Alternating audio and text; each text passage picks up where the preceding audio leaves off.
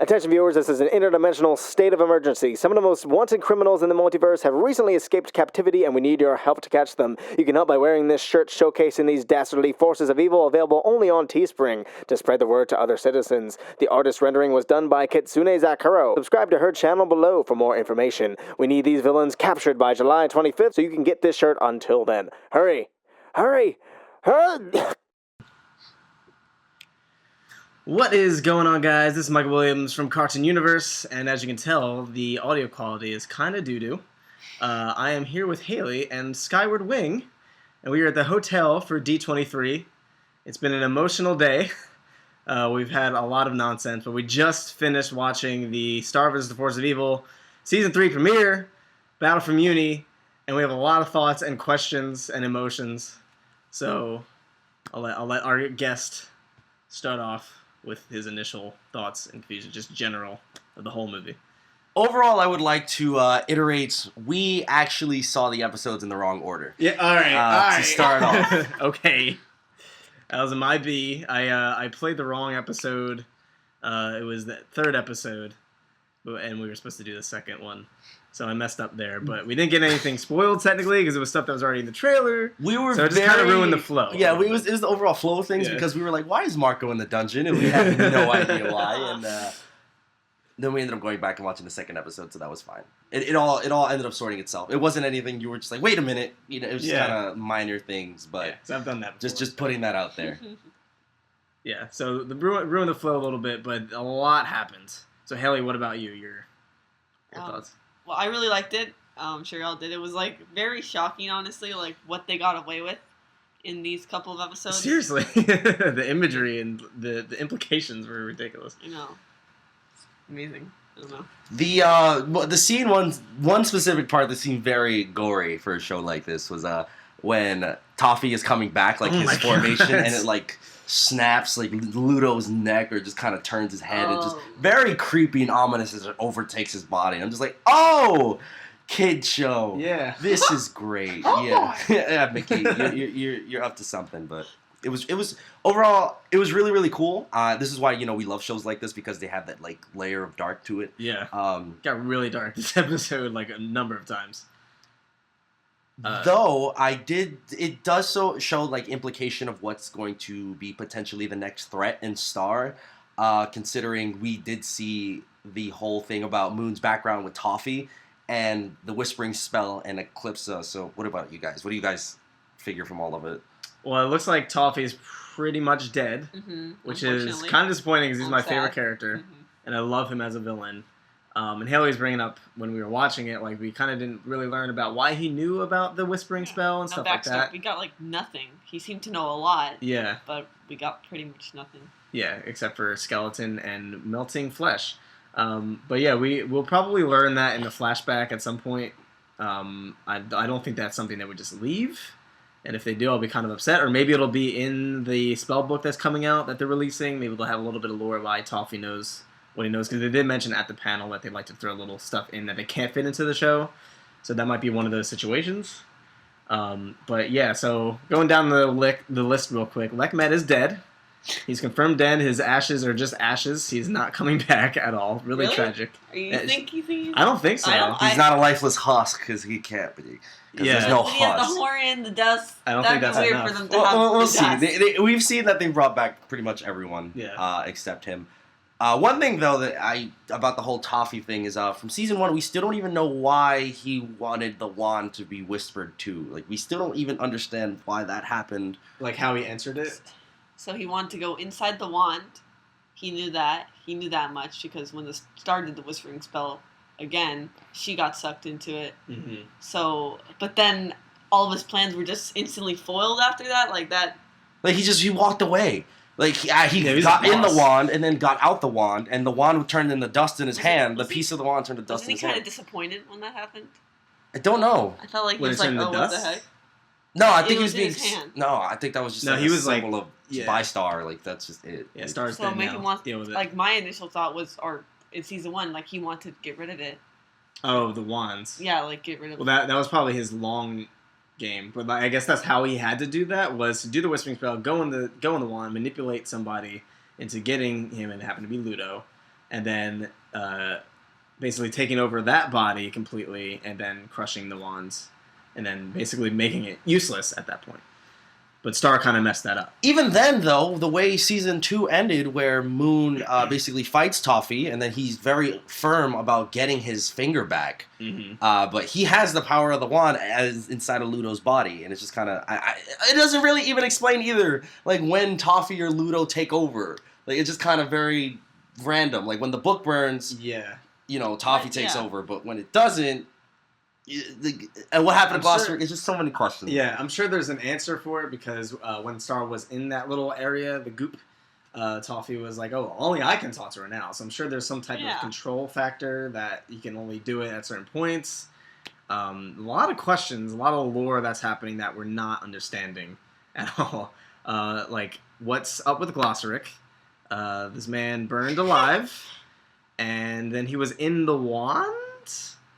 Star drowned, so she was presumed to still be in the wand in that scene. So when Glossaryck must still be in the wand in that scene too, but how? Yeah, how did that happen? I guess because first of all, Glossaryck seemed to have known all this was going to happen. He was prepared for it, so he clearly had a plan, but we don't know how he executed that plan. And also, it doesn't seem like Glossaryck. It almost seemed like Glossaryck was a figment of Star's imagination, almost, or he was talking to Star internally, but he wasn't really there. By the way, he faded away when she dipped down completely. So I'm really confused, what happens now? Does he manifest himself through the wand and the book? So there needs to be a book, so maybe he comes through Star's book that she's writing. I don't know, it's really confusing. And now there's a season 3 wand. There's a whole new wand. Yeah. It's not but it's the same wand at the same time. Is there a new unicorn in it now? It might be a totally different one. I think so. I can't remember what the first one looked like, so it's kind of hard to tell that little detail. Yeah, I think it's nice. It looks interesting. To me, I don't know. You guys think about the wand itself? It's not split either. So the whole concept of light and darkness is completely gone with that idea of the wand. For now. Yeah. So it's just the wand just seems to be back to normal like it was in season 1. It should function how it wants to. It's not corrupt, I guess, anymore. It leads me into believing that Season 3 is just, from now on, Season 3 is going to be tackling a new threat. It doesn't seem like it's going to be, Star kind of dealing with her own, her coming-of-age story anymore. Yeah. But that's interesting, because then we have this whole other thing of Eclipsa escaping soon-ish, probably. So, if Star meets Eclipsa, will that go back into that thread of story? Or, light versus dark again? Dark magic, I guess. Yeah, I think because obviously it seems like they're leading towards Eclipsa, but how we don't know what Eclipsa's whole deal is, but it does feel like Toffee's story wasn't over yet, so that's really interesting. But I forget what I was gonna say, something about Eclipsa. The outro's new. Outro's new. Oh yeah. Oh my gosh. So she's on Mewni now. It seems like she's gonna stay on Mewni based off the outro. It's not about Earth. She's not on Earth. She's on Mewni. It's super anime, by the way, with the wind flowing in the hair. If you watched it on TV, you probably didn't see that part, but the new outro is really cool. I like it. But yeah, it seems like she's going to be focused on Mewni. Marco's going to be with her on Mewni. It looks like the next thing is going to be them cleaning up after all of this disaster and stuff like that. So that's probably going to be the next step. But it doesn't look like we're going to be dealing with a lot of Earth shenanigans for a little while. Which is weird because Jan is in the intro. I mean, I feel like they'll go back occasionally, but the majority of the plot won't be on Earth anymore. I think they're beyond that now. And Marco can just come and go as ever he pleases, so it's not like he lives with her anymore. They have that, they're separated now, but it's not like they're apart. So, he will always be present because he has the ability to leave and come back as he wants to. So. Yeah, for sure. Yeah, I'm really excited because it seems like the way they left it off, there's a lot of stuff we could go into that wouldn't be quote-unquote fillery. They have to clean up Mewni after all of that nonsense. There's still the matter of Star revealing her feelings to Marco that were not able to be addressed during this time and probably won't be for a couple episodes.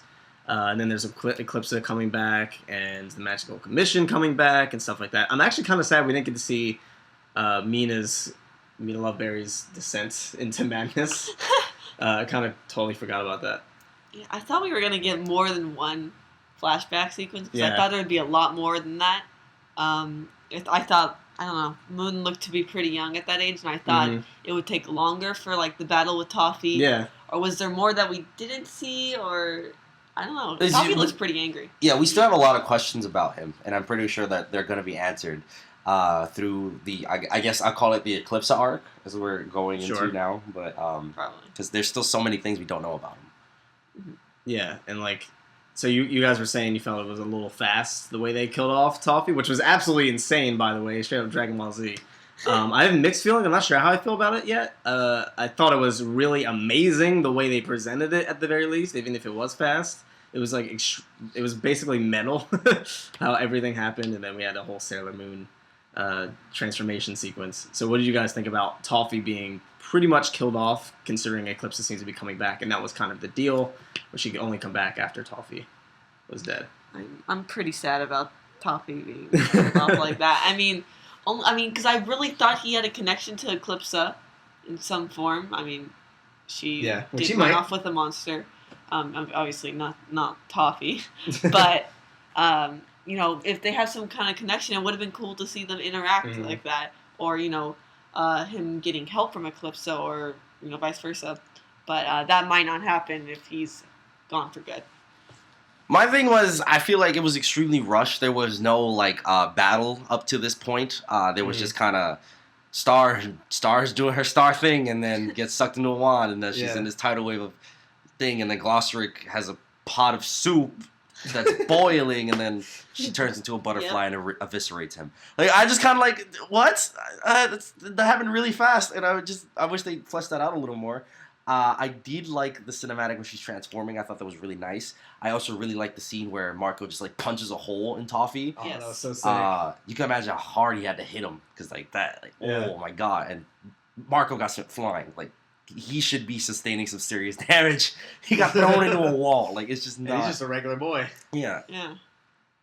Yeah, that was wild. I really love Toffee as a villain, so I am sad to see him go, because he's my favorite character in the show. But from what I've seen of it, what we've seen of Eclipsa so far, is not what I was expecting at all. She was really hankering this candy bar, and she just kept munching on it. She was like goofy. So I'm really excited to see her, if she's really this queen of evil and super dark. Like, I'm very curious to see that juxtaposition of her doofy personality and also her being really evil and dark. So I hope she's a really interesting villain. I hope she has just as crazy a backstory as Toffee was built up to have. I hope so too. I really like the route they're going. She seems fun. Like, I think I will enjoy her on time, like on her on-screen presence. I think it'll be enjoyable from that little snippet that we've seen of her. What do you guys think? Is she like totally like just evil? I mean, she didn't seem too bad. Although it seems like she could have more intentions, obviously, with the spell that she gave to, or she made a deal with Moon. But yeah, what do you guys think about that? I think it's kind of a misdirection, because we're like, oh, she's not too evil. But I also, that's how to get you. Yeah. But it might be a misdirection, because they're almost setting it up as if she is really evil, but we're supposed to feel like her innocent nature or innocent demeanor in that scene was supposed to be a misdirection. So it could be a reverse. So she might actually not be evil, and like that seems to be kind of the message of the show, where monsters aren't all bad. Can we all just get along? Like, why are you demonizing this girl for being into monsters? And even Glossaryck said she's the only one that never bothered me.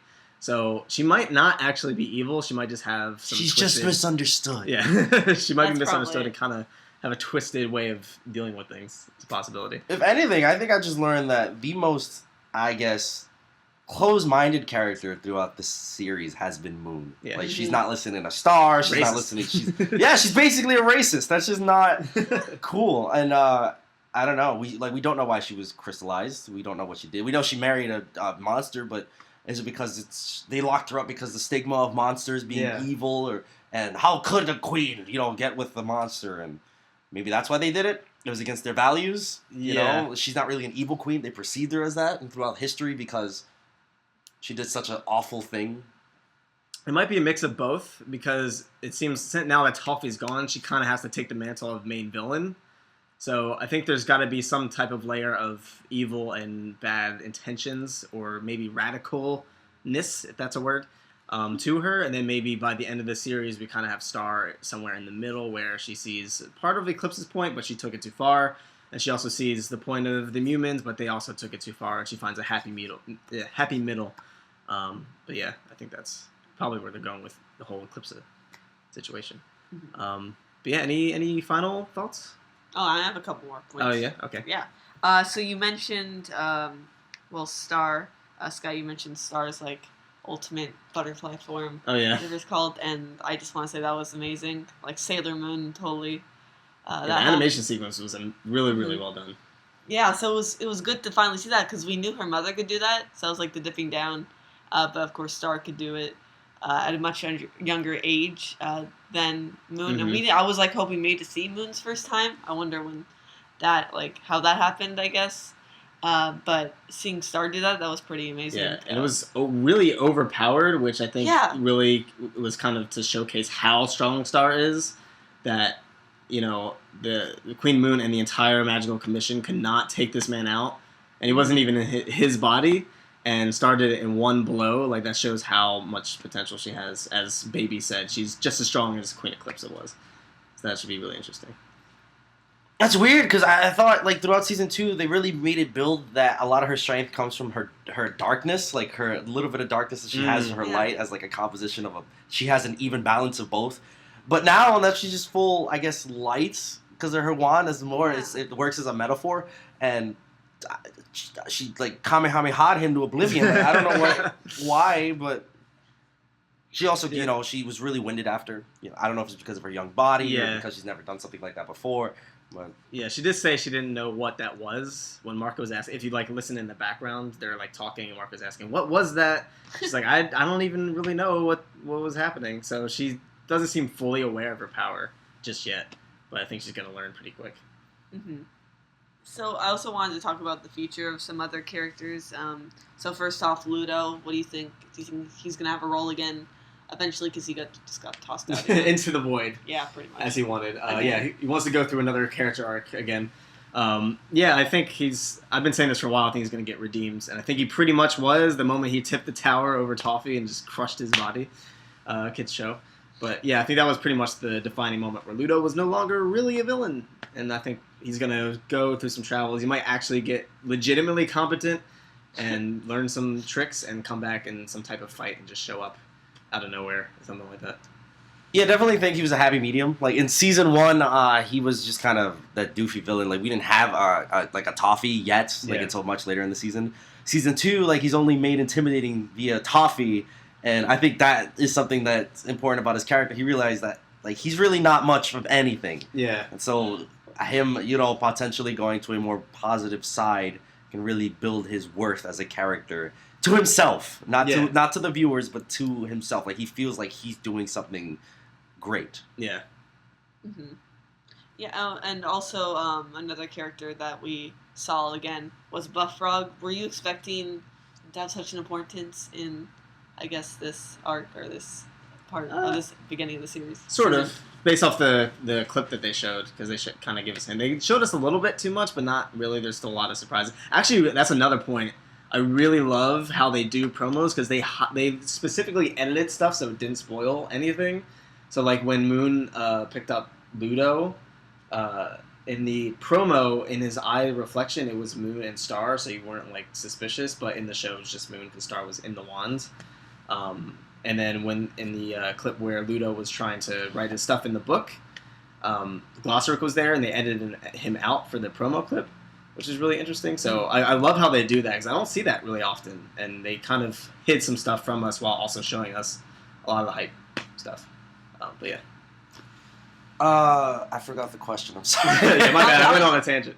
Oh, I was just talking about Buffrog and his he's right. also pretty important. He's I think he's gonna play, if I see an end game for the series, he's definitely gonna play an ambassador between the monsters and the humans, for peace, overall. He got to be the key dude. He has to be the one. Him or Ludo. It has to be one of them. Yeah, and some other characters that we saw during this, we actually met quite a few new ones, but we resaw Rubariat. That's how you say his name. Yeah. Yeah. Okay. Hopefully we got that down. And we also met 2 other characters who I guess were like they're all artists, and you know that was really funny, and I enjoy meeting them. And Mime's a genius. The mime's the best one. everyone else says that too. Yeah, everyone agrees. There's no contest here. Yeah, they were funny, and they actually good. helped out. Oh, we also saw a lot of King Butterfly River, and he actually did. We thought, oh, he's dead. He's Yeah, dead. he just got. He Like, he lives almost got Ned amongst Stark, the man. eagles. Oh my lord! I was like, what? I'm curious how that happened. Like, did he land in a nest, or did he land on an Do eagle? they have a city in or- the sky? That's all sticking. Yeah, because it is Mewni. Anything could happen. Yeah, so he actually, I don't know, he can actually kind of be competent at some points. I like seeing him in the flashback. He seems almost like a different person a little bit. Yeah, yeah. When he's younger. I think it's mostly the voice. Like, That really says something about Moon too, because he brought up how she lays out an outfit for him every time, like every day for when she'll come back, and then she had so many outfits left out for him because she knew that she was not going to return.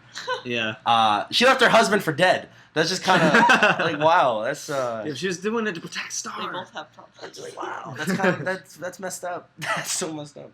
Mhm. Yeah, so it's nice to see all those characters. A lot of them, almost all of them, had an importance in this couple of episodes, which is great to see. And one final character I want to talk about that, just his future about is Marco.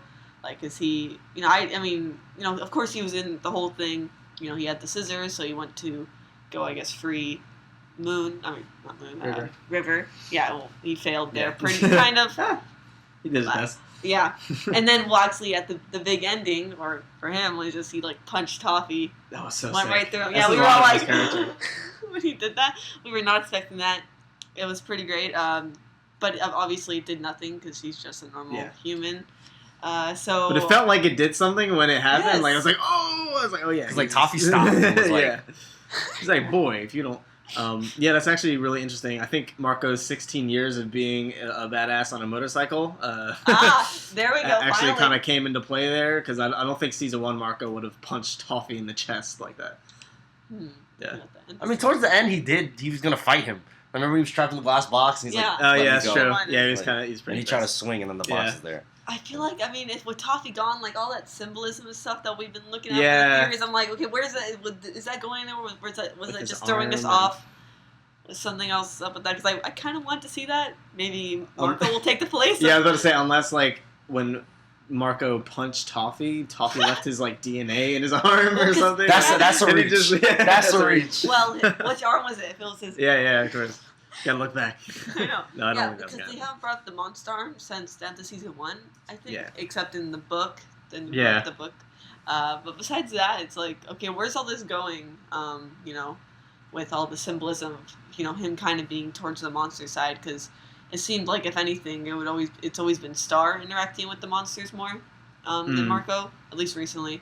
And then, like you said, she all light again. So what does that mean for Marco, I guess? Yeah, because she seems to have learned sort of that monsters aren't all bad. So I don't think that angle that we were going with Star fighting Marco, like Marco on the monster Yeah. side, Star on the human side, will really work as well anymore unless something happens that paints her view of all monsters differently, which I don't think. Well, thank you guys for watching. Again, apologies for due to mic quality. I'm just recording on my Mac and we're just in the hotel. But yeah, let us know what you thought of Battle for Mewni. Did you think Toffee dying was rushed? What do you understand what was happening with the whole Glossaryck in Star's wand thing? Was he really there? How to get there? There's a lot of questions, a lot of theory videos to be made in the next few days for sure. And thank you, Skywardwing, for coming on board. It's been fun. Yeah. I had fun. It was a good time. Yeah, it's fun time watching many people die. But yeah, thank you guys for watching, and we will see you in the next video.